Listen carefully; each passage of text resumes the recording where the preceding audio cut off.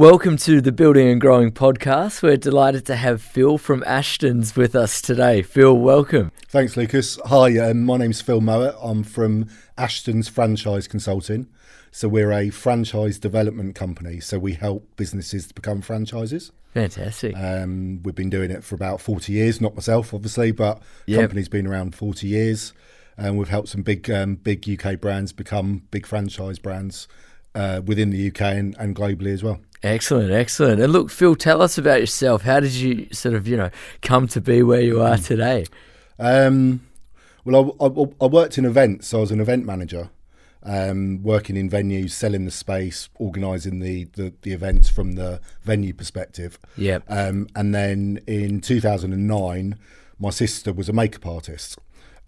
She had a baby. My dad got involved in her business. It was a booking agency, so makeup artists for weddings and events. Nice. And they're like, "Oh, Phil, my dad saw the potential of the business, but understood that my sister was working herself to the bone, travelling all over the country, and he suggested that we look at franchising as an option to grow the business." Yes. I was probably coming to the end of my career in the events industry, having worked in it for 10 years and long hours, exciting, great fun, but you probably come to a bit of an end and you lose the excitement of the same events happening year on year. Yeah. So they asked me whether I'd like to get involved. I probably thought twice about it, working with my sister, because working with your sister can go well, can go badly. Yeah. But actually, we worked really well together. She was the artist. She was the ideas person, and I was like the implementer. So I was the operational one. Fantastic. But I went to the franchise exhibition at the NEC.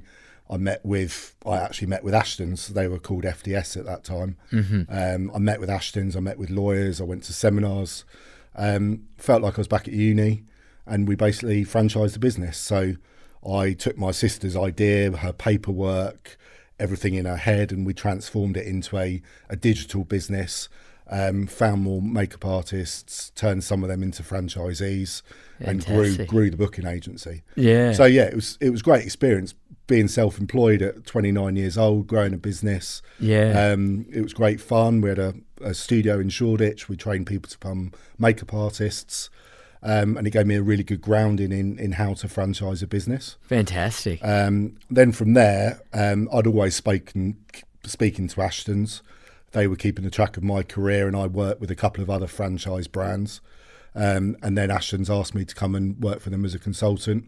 And that's where I am now. So, amazing. Yeah. I think it's always great when you're able to, kind of solve that problem first for yourself and then, advise others on it, because you get a lot more buy-in from people when they know that, you've been on the same journey. 100%. And it was, I've made the mistakes, I've done that learning, and then I can pass it on to people. And I think modern selling and modern marketing is all about storytelling, isn't it? Yes. Yeah. And like you said, people bought into me because they could trust me because they see I've done it. Yeah. And we had success and we had failure, but it's all part of that journey. Indeed.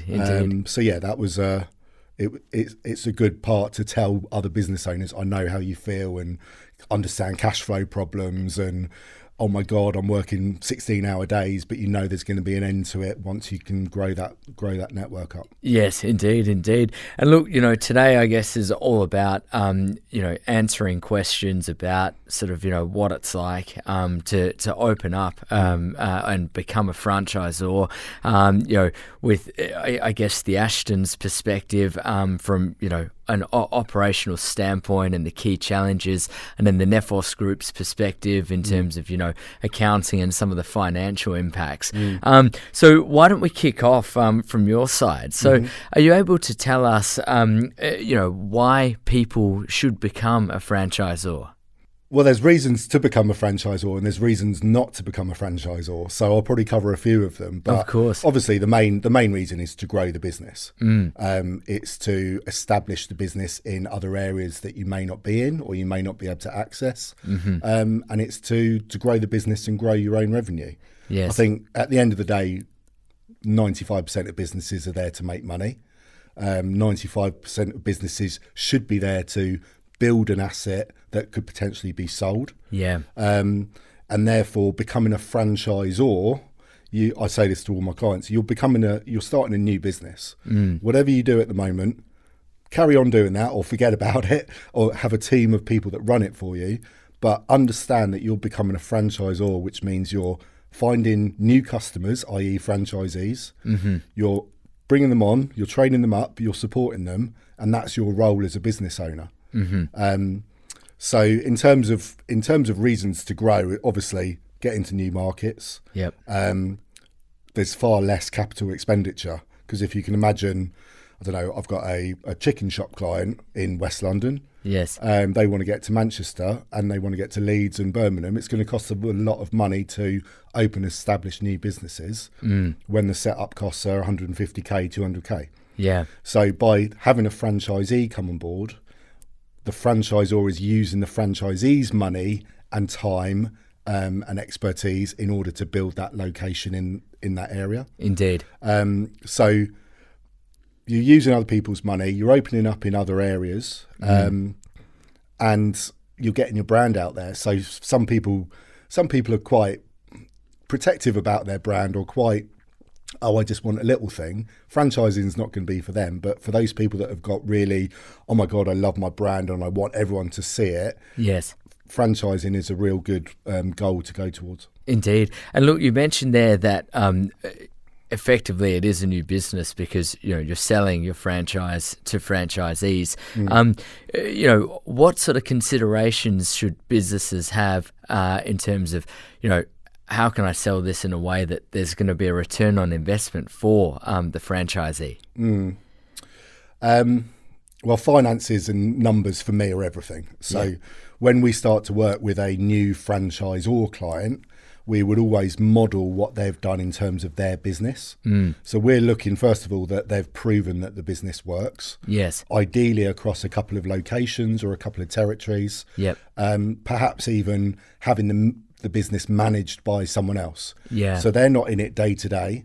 They've got a team that runs it for them and it's making money. Yeah. So we would model that and we would work out how much money they're making. And then we can create scenarios and illustrations for what it could look like for a franchisee. Yeah. We're making sure that there's enough margin in it. So if, for example, it's a food and beverage outlet and they're making 6% net profit or operating profit, where's the amount that's going to go to the franchisor for supporting the franchisee going to come from? Yes.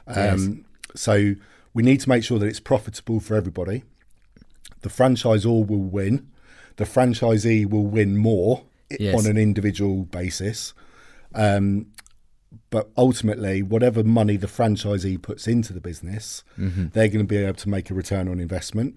And they're going to be able to make a healthy profit with the help of the franchisor advising them on how to do things. Fantastic. So we'll often work with a client and it'll be like, there's not enough money in it, or your sales aren't high enough.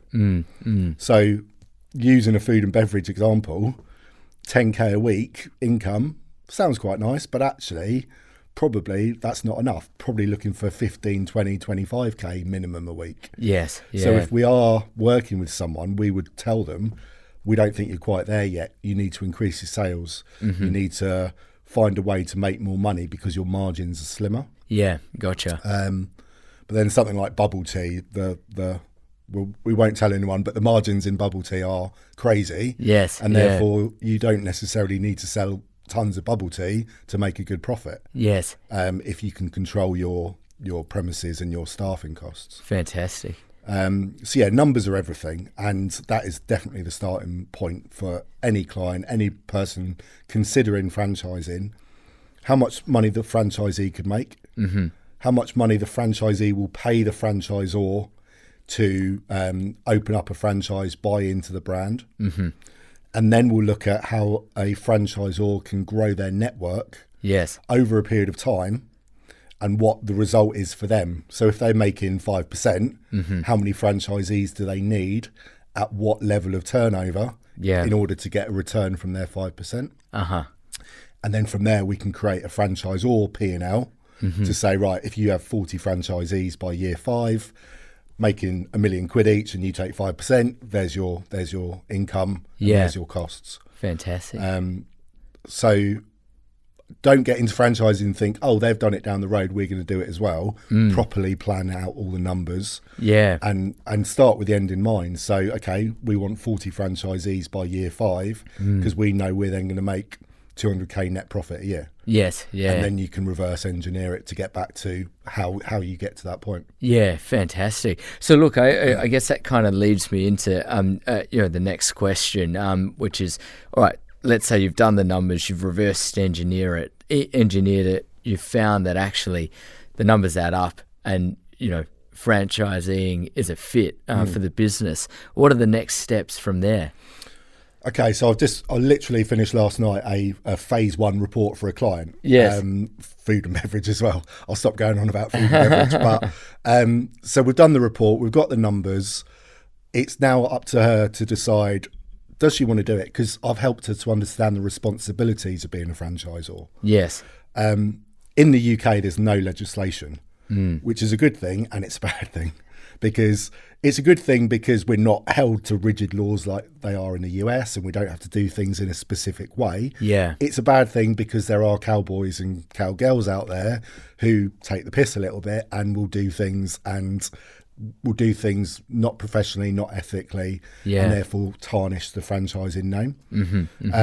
So we want to lay out to our clients the responsibility of being a franchisor. Yeah. They then make that decision, yes, we're going to go for it or not.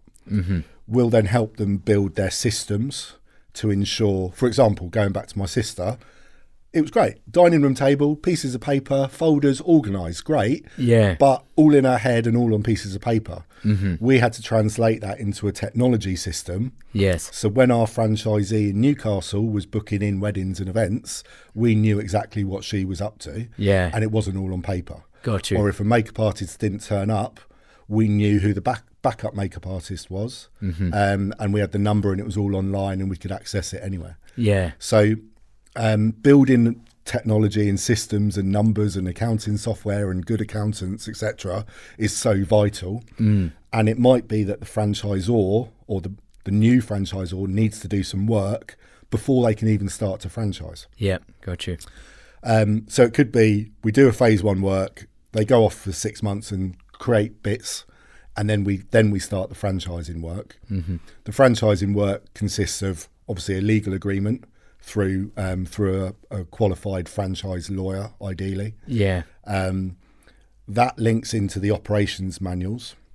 So when a franchisee is onboarded, there's a training course, operations manuals, whether that's written, video, hands-on doing. Yeah. You want to be able to adapt how you train people.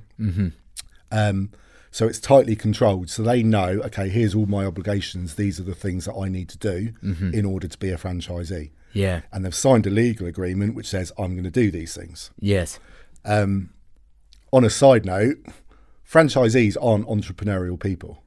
They might like to think that they're entrepreneurs, but actually true entrepreneurs will be crap franchisees. Yeah. Because entrepreneurs go out, get things done, try things, test things, make mistakes. A franchisee, you want them to follow a system. Yeah. To go, oh, I love an operations manual. I'm going to read this every night before I go to bed. Yeah, and I'm going to follow it like A, B, C perfectly. So if you are looking at bringing on franchisees, you've got to think about the type of person that you're looking for, and not just take on that first person that says, yeah, here's my 20 grand, let's go. Yeah. Because they may not be right to be a franchisee. Yeah. So you got a legal agreement and an ops manual, and then you're looking at more of like the sales documentation. So we always start with, we call it a franchise information memorandum. It's like a disclosure document that you produce in the US. Yes. But it's less lawyery, less legal speak, more of a sales document. But we believe in it because it lays out in black and white exactly what the franchisee will be getting themselves in for. Yeah. Yeah. In my opinion, in the UK, there are quite a few franchisors who have a great website, have a nice glossy brochure, few videos and an Excel spreadsheet, and they sell the franchise on that. Yes. They're digging themselves a bit of a hole, I think, because if something goes wrong, it's, well, you never told me that, or, oh, you said this when we met, Yeah. and it's all he said, she said, Yeah. rather than, no, there it is in black and white. We went through this when we met. You took it away. You took that to your advisors. It's on page 34. Read it again. So we believe in detailed work, laying it out transparently. Yes. To allow them to make a decision on whether they want to become a franchisee, rather than it being sold to them. Yeah. And for that reason, we award a franchise, not sell a franchise. Yeah. Yeah. Because we're awarding it to the right person, and they've made the decision to join, rather than it feel like double glazing and buy now and we'll take 20 grand off the price sort of thing. Yeah. Yeah. So the information memorandum is an important document. Once that's created, you can then go back another stage, and there's a lot of reverse engineering going on. So brochures, prospectuses, content for adverts, web pages, lead funnels, email campaigns, WhatsApp messages, scripts for phone calls, the recruitment process. Yes. And the most importantly, and I did this yesterday with a client, the avatar, the type of person. So my client yesterday runs a artisan bakery, better than Gale. Well, I can't say better than Gale. Like Gale's, better than Gale's. And his customer is like 35 to 55, white British, comes in for a cup of tea, and they shop in Waitrose and they drive a BMW. Yes. So we've got the customer ideal person, and from that we can create a franchisee avatar. And we're always thinking about the type of person we want to become a franchisee, where they hang out. So if they're in Waitrose, do we go to Waitrose with a sandwich board, or are they on TikTok, or are they on Snapchat? And then putting our messaging out there in the way that they want to receive it. So if it's podcasts, the franchisee watches, you would do a podcast. Yes. If it's a Facebook advert, because they're on Facebook, then it's on Facebook. Yes. So it's all about creating the communication and the content for the opportunity, and then getting it out there, and then test, especially in the early days, testing what comes in, having conversations with people. Established franchisors probably give out a lot more information at an earlier stage.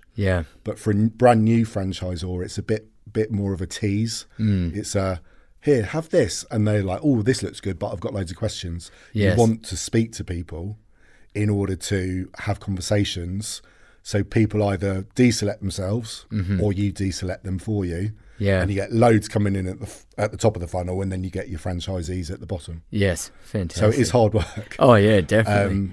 And you need a good mindset, and you need like to be quick to response, and 95% people are going to waste your time. But it's knowing that at the bottom there will be one or two that are going to be right.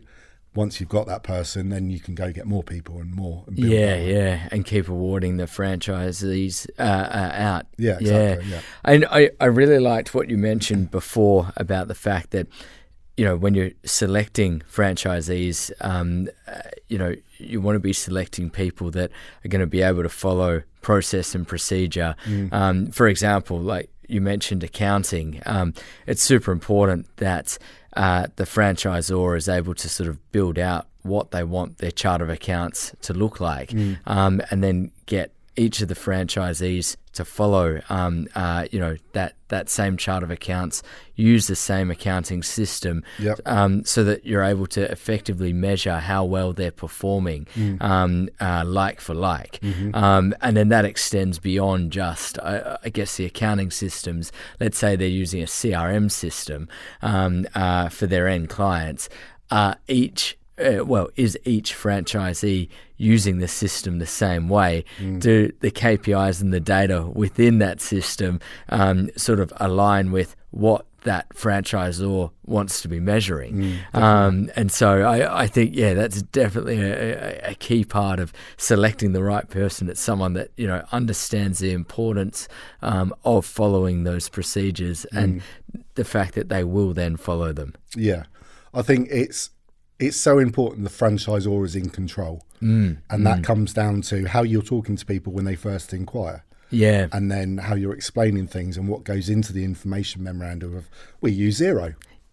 And if they say, well, I use QuickBooks in my other business, you say, well, we use Xero and these are the reasons we use it, as you've just explained.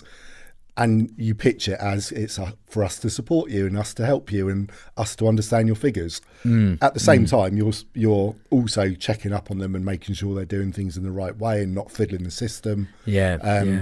But everything is about positioning and communication. Yes. And as long as you can do that consistently in the right way, then you shouldn't have any issues.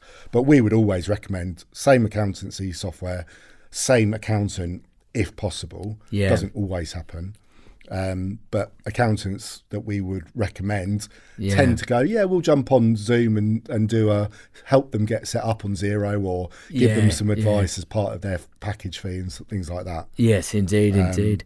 And it just helps everyone to be consistent. Yeah. And so, Phil, you've talked about, I guess, that first awarding of a franchisee. How long does that normally take? If it's a premises-based business, obviously a bit longer because you need to get the premises or the location sorted, the lease signed or found, signed, fitted out, etc. So it could be food and beverage, could be six to 8 months. Okay. If it's more of a professional services or a children's activity, it could be you meet them, they go and get the legal agreement checked, they do some business planning, could be up and running within a month. Okay, wow.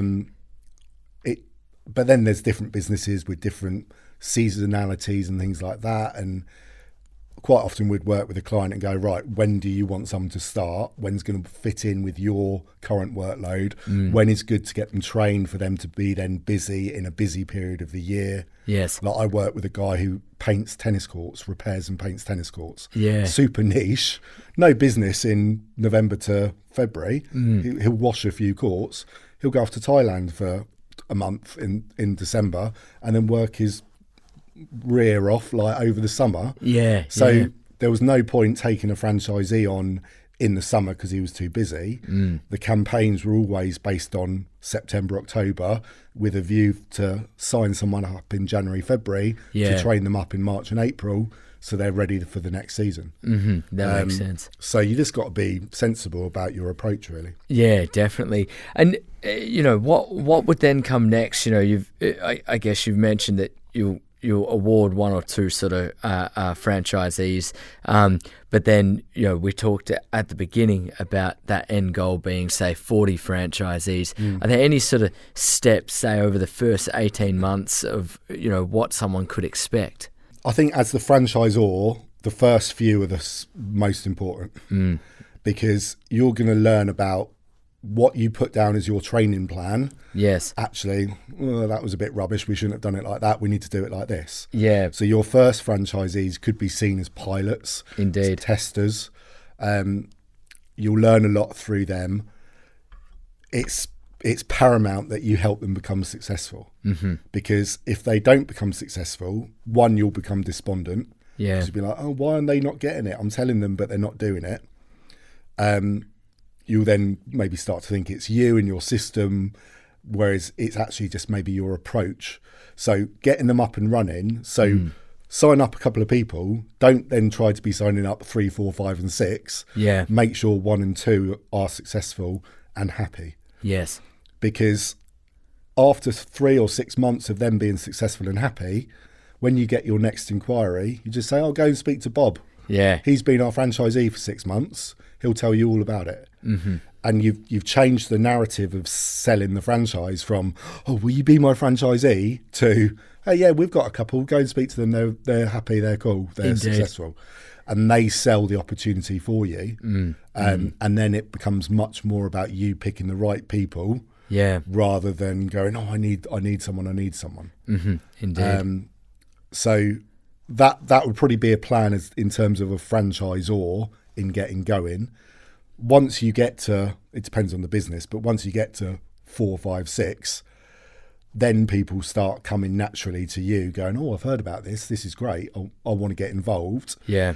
We always found that when we had a meeting with the potential, we knew they wanted it, but it was then us to choose whether we wanted them or not.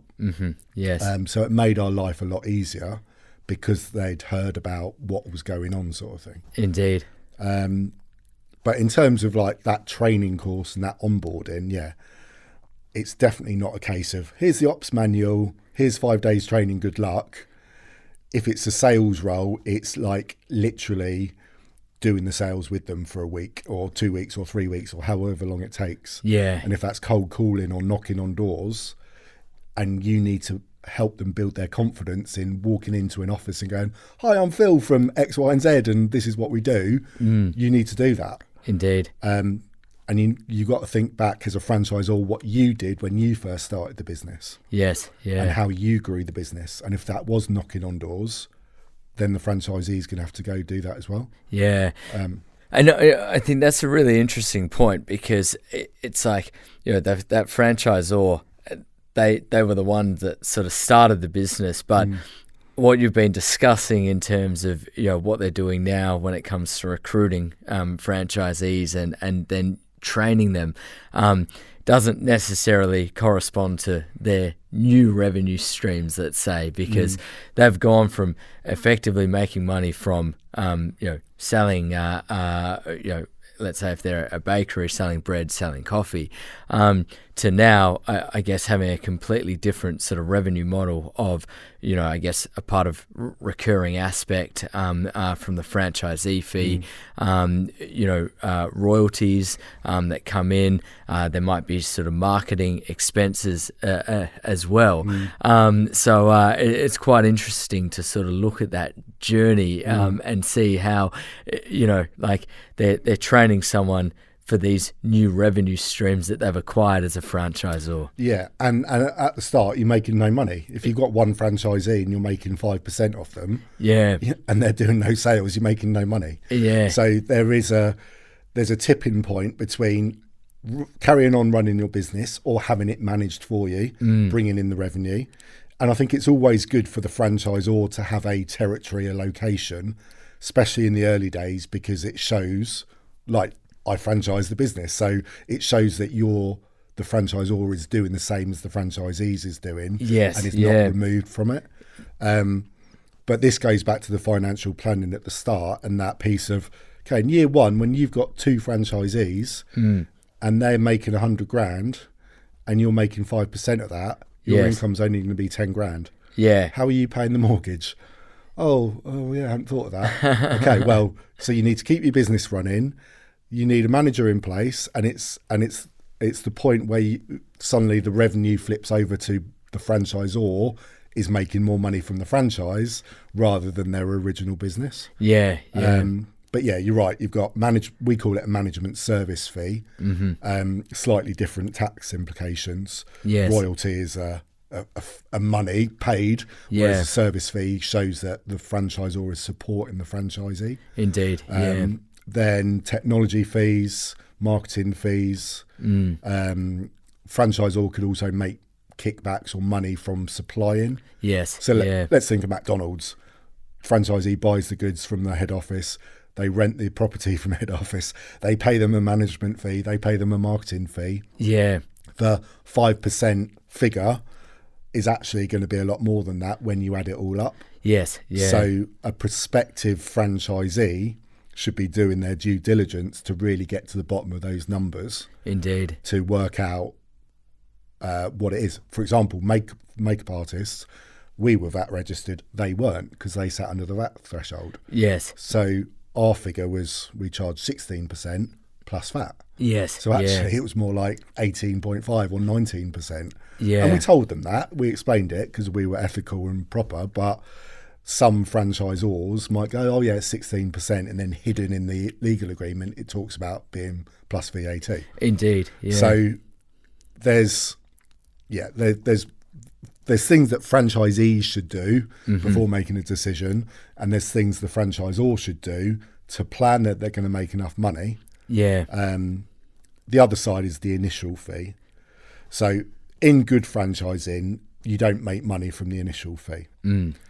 Think about paying for a consultancy firm, paying for an accountant, paying for a lawyer, paying for advertising. It might cost you 20, 30, 40 grand to franchise your business.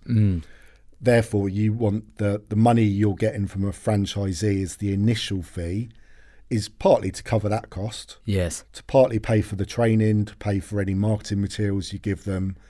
You might make a little bit of margin from it, but a franchisor, a prospective franchisor, shouldn't think, yeah, I'm going to charge 50k and I'm going to sell 10 and I'm made £500,000. Yeah. It's actually £500,000 might have 400 grand's worth of costs. That's right. And I think, when you were referring to some of those revenue streams before in terms of, let's say, the service costs, the technology fees, they do have different margins, because if, you're doing a service cost and you're providing marketing support, the marketing costs money. You're not going to have, say, 100% margin on that like you might do for your royalty revenue stream. Same for the technology. Like we mentioned CRMs before, there could be other systems as well. They come out of cost. Well, paying for Xero costs you 35 quid a month now, doesn't it? Exactly, 30 quid a month. So, and at Gmail or Microsoft is £8 a user. Yes. And I think where potential franchisors think about it, they go, oh, they're charging 10% and it's 20 grand, I'll do that as well.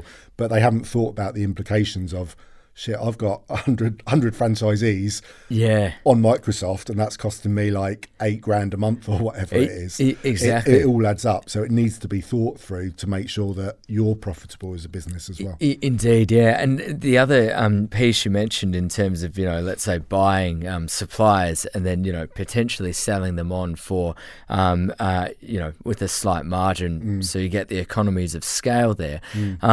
You've also got to pay someone who does the buying and then the selling. And so, people think, oh, yeah, I've got a little bit of a margin on it, so I'm making money. Well, actually, you're effectively servicing, the procurement and on sale of those goods. Are you making a margin when you've accounted for that cost as well?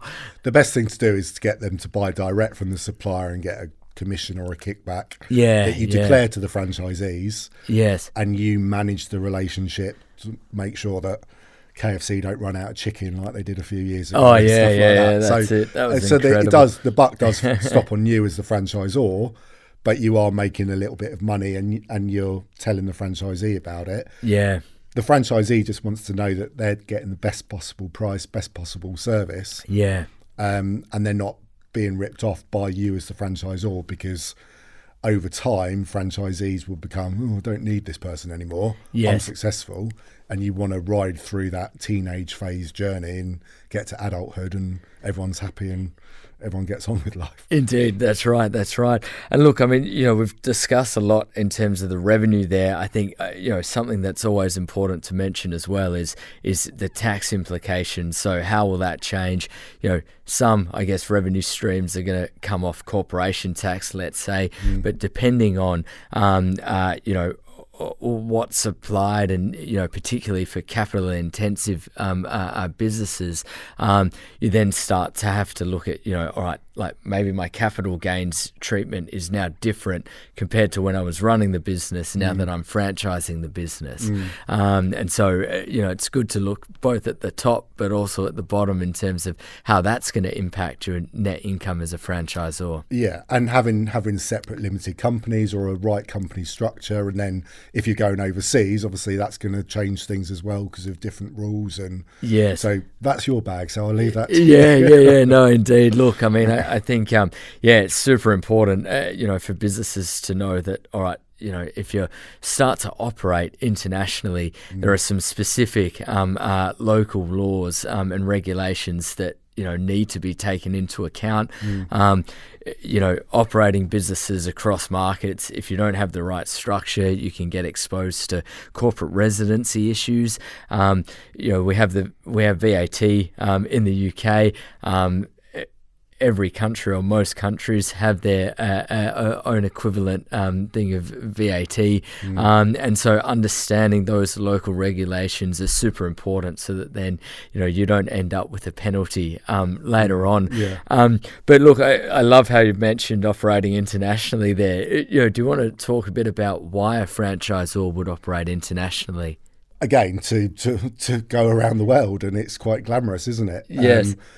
a lot of the time an international deal might be more under a master franchise structure, where someone buys the rights to a country. Yes. And then either sub-franchises or develops locations or businesses within that country themselves. Yep. And therefore the franchisor in the UK is making a little cut, but actually someone else is running it for them. Yeah. We get quite a lot of overseas clients wanting to come to the UK, thinking that they can come here, take over the world because they're American or Australian. And we're like, okay, come here, open up an establishment, prove that it works in the UK, and then look at the options in the UK. Yes. A lot of our clients will be like, oh, someone's approached me from Dubai or the UAE or Malta or Spain, and how do we do it?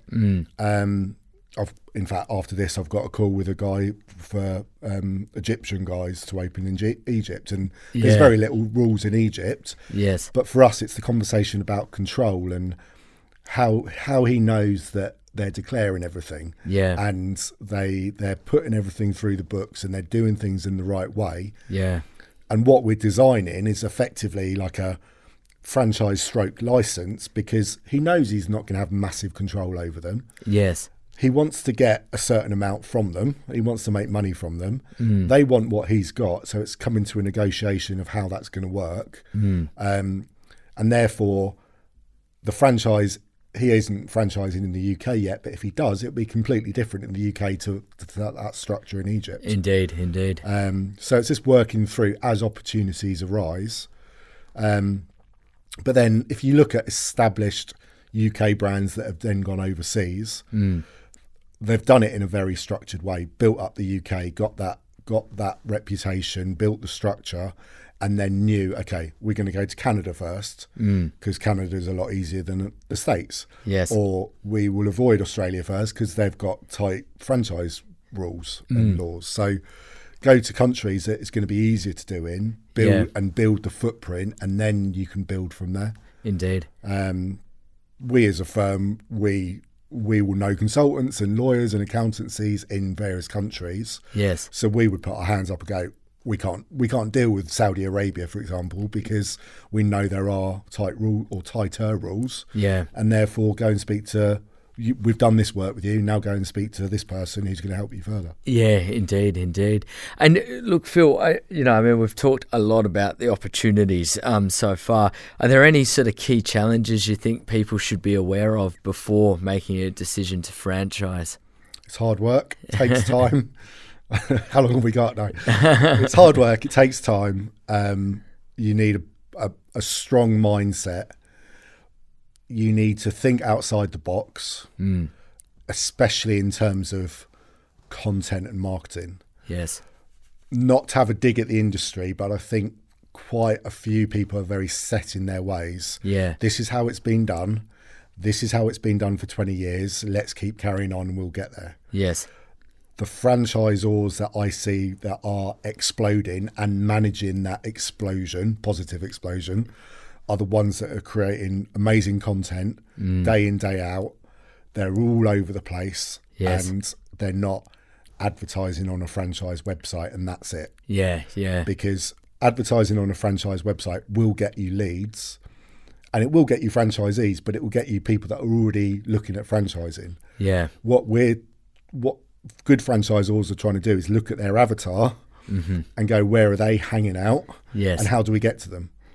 And that means many different forms of content in many different places in order to tell your story, for them to be attracted to you, for them to have a conversation with you, for you to then award the right franchises. Indeed. So you have to, that marketing plan is crucial. Just like in any new business, when you start a business, you create a marketing plan, you execute it, you test and measure stuff, you work out what works, what doesn't work, and you carry on spending money in the things that do work. Yes, yeah.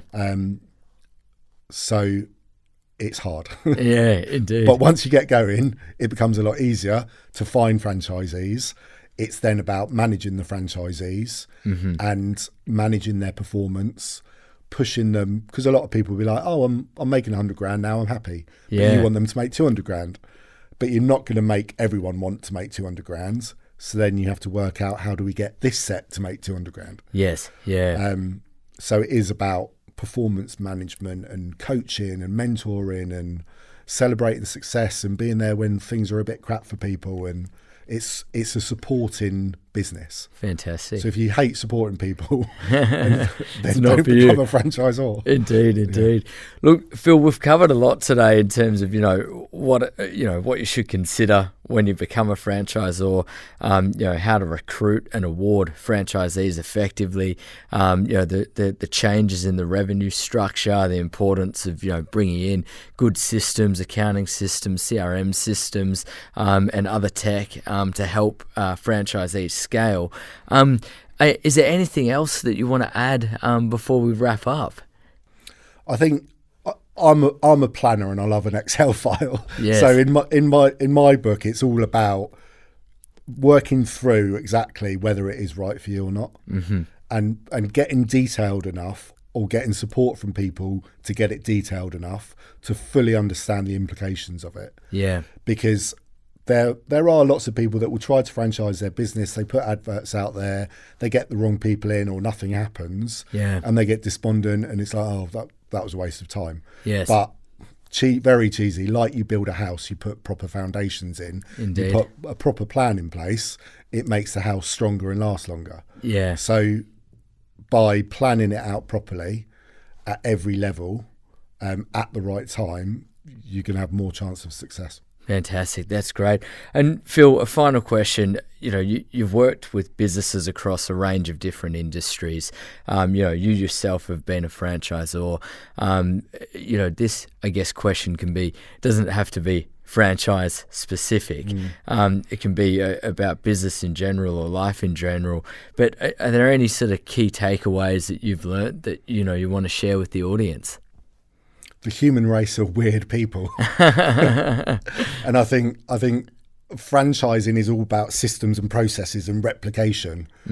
And like, you look at McDonald's and you could say that McDonald's is one of the greatest businesses in the world. Yes. Because they provide a consistent product the world over. And it's run by 16 to 21 year olds. Yes. The average manager there is probably 21, 22. Yeah. And I've got a 16-year-old son. It's hard to get him out of bed someday, let alone running a multi-million pound business. So I think it's really important to understand that whilst you want franchisees to follow a system and effectively be clones of you, if you say, put this document there, they might put the document there. Yes. So it's about how you can communicate how to do things, what order things need to be done in, and have a very systemized business. Yes. So that's why food and beverage franchises do very well, because think Domino's, pizza, like base, sauce, toppings, cooker, box, done. Yeah. It's quite easy. Obviously, there's other franchises that aren't as easy businesses to run. But the advice would be to make it as uncomplicated as it can be. Yeah. And if you can teach your 16-year-old son to do it, I think you're onto a winner. Indeed. And then it can be replicated with the right attitude of the person. Fantastic. Phil, thanks so much for your time today. No worries. And looking forward to see what sort of new franchise verticals and industries pop up over the coming months. Brilliant. Thanks for having me on. Thank you. Cheers. Cheers.